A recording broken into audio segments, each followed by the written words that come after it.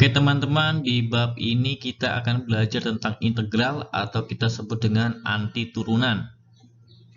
Pengertian dari integral ini adalah jika f besar nih ya, fx adalah fungsi umum yang bersifat f aksen x sama dengan fx. Jadi fx ini turunannya adalah f aksen x, sedangkan f aksen x ini sama dengan fx ya. Maka fx ini merupakan anti turunan. Jadi kebalikannya. Ini bentuk awal, kemudian sudah diturunkan, kemudian kembali lagi ke fx. Itu disebut integral ya. Jadi maka fx merupakan anti turunan atau integral dari fx. Ya. Pengintegralan fungsi fx terhadap x dinotasikan sebagai berikut. Ya. Integral ini bacanya integral ya, bentuknya seperti S, agak memanjang ya. Bacanya integral fx terhadap x dx. Nah, hasilnya itu adalah f besar x ditambah c ya. Di belakangnya harus ditambah c atau konstanta. Nah, ini adalah bentuk integral atau notasi integral yang dikenalkan oleh Leibniz ya. Leibniz itu penemu turunan, kemudian penemu juga integral, seorang matematikawan Jerman. Kemudian fx ini adalah fungsi integral. Integral itu adalah yang diintegralkan atau turunannya ya. Kemudian f besar x itu adalah merupakan fungsi integral, hasil dari pengintegralan ini. Nah, kemudian c-nya ini adalah konstanta dari pengintegralan.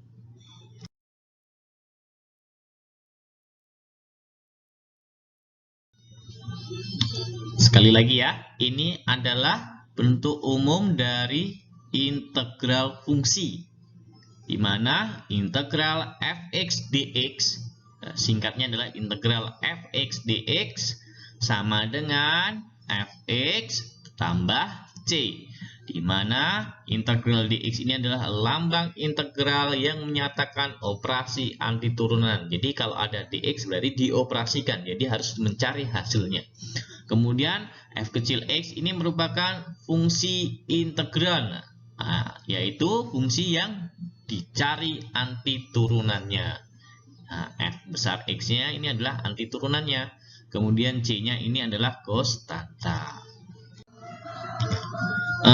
Di integral ada yang namanya rumus dasar yang harus kalian kuasai ya.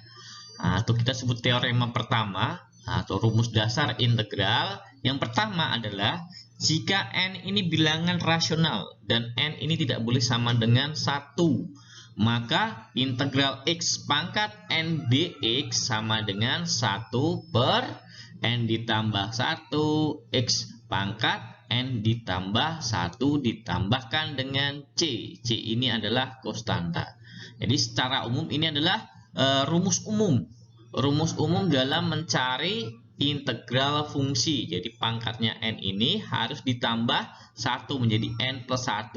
Kemudian dibagi dengan 1 per n ditambah 1. Karena di sini tidak ada angkanya, di depan sini tidak ada angkanya, maka 1 per n plus 1. X pangkat n ditambah 1 ditambahkan dengan c.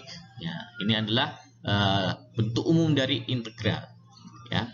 Kemudian jika a ini adalah sebuah konstanta, maka integral dari ax itu sama dengan, saya ulangi, jika a ini adalah sebuah konstanta, maka integral a dx, a dx sama dengan ax ditambah c. Jadi kalau sebuah angka atau konstanta bilangan bebas diintegralkan, kita tinggal tambahkan x di belakang angka tersebut. Ya. C ini adalah konstanta.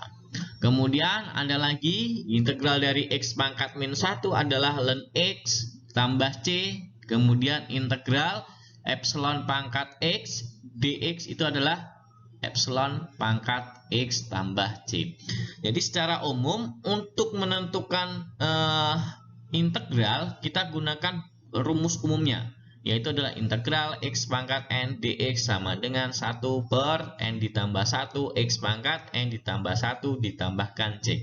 Ingat ya, dalam hasil pengintegralan harus ditambahkan dengan c, boleh c kecil ataupun c besar. Ini disebut dengan konstanta.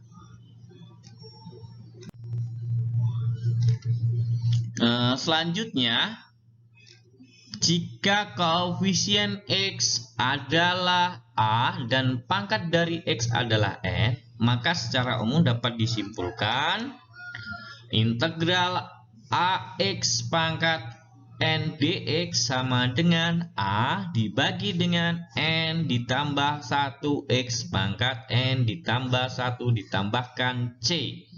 Ya, ingat ya, pangkat di atas ini n ditambah 1 dengan posisi pembagi di sini harus sama. N ditambah 1, n ditambah 1, pangkatnya yang di atas n ditambah 1 dan ditambahkan dengan c. Ini harus ditulis n tambah c. Dengan n adalah bilangan rasional dan n ini tidak boleh sama dengan 1. Berikutnya adalah contoh dari rumus-rumus integral yang sudah kita bahas tadi ya. Tentukan integral tertentu berikut. Yang pertama adalah integral 2 dx ya. Integral dari 2 dx itu adalah ya, seperti ini ya. Sama dengan integral 2 dx ya. Kita tinggal nambahkan x di belakang angka 2 menjadi 2x ditambah c ya. Seperti ini ya. Kemudian yang selanjutnya itu adalah integral x pangkat 7 dx. Sifat umumnya sama dengan integral dari x pangkat 7 dx itu sama dengan 1 dibagi dengan 7 ditambah 1. X-nya pangkat 7 ditambah 1 ditambahkan dengan c. Jadi 1/8 x pangkat 8 ditambah c ya. Ingat ya, integral yang tadi itu adalah integral a dx sama dengan ax ditambah c ya. Integral x pangkat n dx sama dengan 1 per n ditambah 1 x pangkat n ditambah 1 ditambahkan c ya. Contoh yang selanjutnya itu adalah integral x akar x ya. Nah, di sini x akar x di mana x ini adalah pangkat 1 dan akar x ini adalah pangkat setengah. Kalau kita jumlahkan menjadi 1 tambah setengah adalah 1/2 atau 3/2. X pangkat 3/2. Maka di sini menjadi integral x pangkat 3/2 dx ya. Kembali ke ini lagi ya, sifat dasarnya atau rumus dasarnya, yaitu adalah n/1, 1 dibagi dengan n-nya adalah 3/2 ditambah 1, x-nya pangkat 3/2 ditambah 1, ditambahkan dengan c ya. Ya, sama dengan 1 dibagi 3/2, kita tulis tetap 1 ini kita tengok penyebutnya adalah 2, maka ditambah dengan 2/2 ya. X-nya pangkat 3/2 tambah 2/2 sama ya, tambah dengan c. Maka hasilnya menjadi 1 dibagi dengan 3 tambah 2 adalah 5/2. X-nya pangkat 5/2 ditambah c. Ini menjadi 2/5. Kita balik saja ya, 2-nya di bawah jadi di atas. X pangkat 5/2 ditambah c. Seperti ini ya. Yang terakhir adalah integral dari min 4x dx ya. Kita kerjakan di sini ya. Nah, a-nya ini adalah a-nya, kemudian di sini adalah n-nya, maka integral dari min 4x pangkat 3 dx sama dengan min 4 dibagi dengan n tambah 1 atau 3 ditambah 1, x-nya pangkat 3 ditambah 1 plus c ya. Min 4 dibagi dengan 3 tambah 1 4, x-nya pangkat 3 ditambah 1 adalah 4 ditambah C. Sama dengan negatifnya hanya 1, maka ketemunya negatif X. 4 dibagi 4 itu adalah 1 pangkat 4 ditambah C. Selesai. Ya, ini adalah contoh-contoh dari integral dasar yang sudah kita bahas tadi.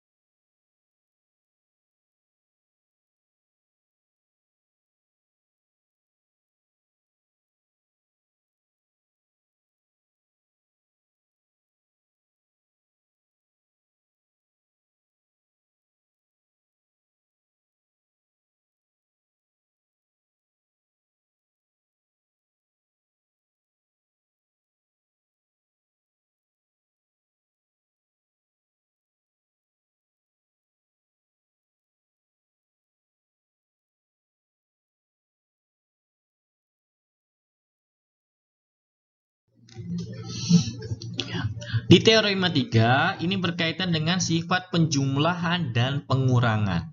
Jika f dan g fungsi-fungsi yang terintegralkan, maka berlaku integral fx tambah atau dikurang gx dx sama dengan, maka kita bisa integralkan masing-masing fungsi. Fungsi fx diintegralkan, kemudian fungsi gx-nya diintegralkan. Maka sama dengan integral fx dx plus minus integral gx dx, ya, sama dengan hasilnya itu menjadi fx ditambah gx ditambah c. Jadi harusnya ini adalah c1 nya, kemudian c2 nya. Jadi karena c1 sama dengan c2 ini sama, maka bisa digabung menjadi c di bagian belakang, ya.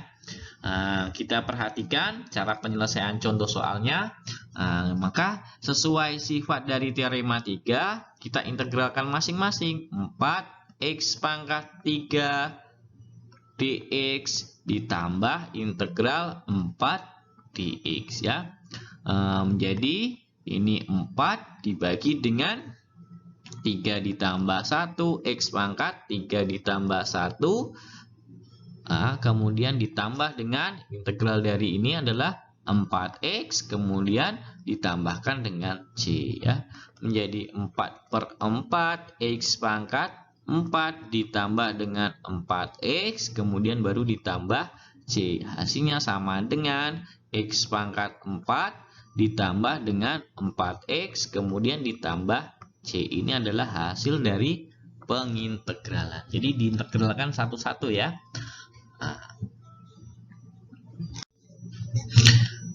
Yang terakhir di bab ini atau di materi ini untuk pertemuan ini adalah menentukan konstanta. Jadi kita C itu berapa sih, ya kan? C itu apa sih di fungsi integral?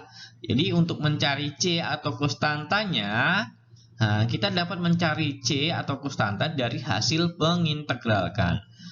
Contohnya, jika f aksen X sama dengan 3X tambah 6X dikurangi 5 dan f min 1 sama dengan 8. Rumus dari fx-nya adalah, ya, langkah pertama kita integralkan. Jadi integral dari di sini adalah integral dari f aksen X dx, ya. Kita masukkan nilai f aksennya berapa, yaitu adalah integral 3x pangkat 2 ditambah 6x dikurangi 5, ya.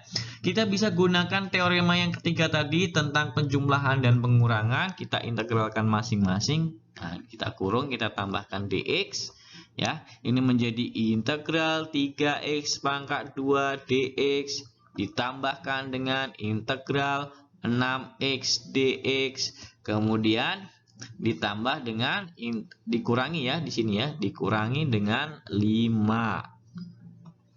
dikurangi 5 dx, ya. Kita integralkan masing-masing, ya.